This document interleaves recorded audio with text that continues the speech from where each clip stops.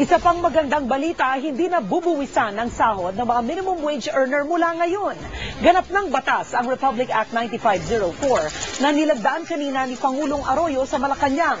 Dahil sa bagong batas, maaring madagdagan ng 750 pesos kada buwan ang inuuwing kita ng mga minimum wage earner.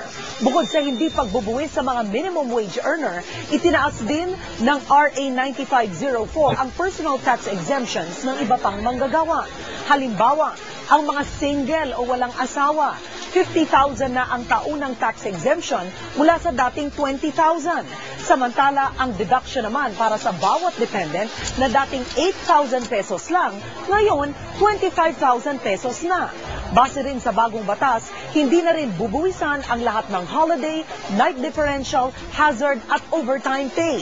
Sa kabila ng benepisyong tatanggapin ng mga manggagawa sa bagong batas, tinataya namang malulugi ang gobyerno ng 14.25 billion pesos kada taon na kinukolekta nitong buwis.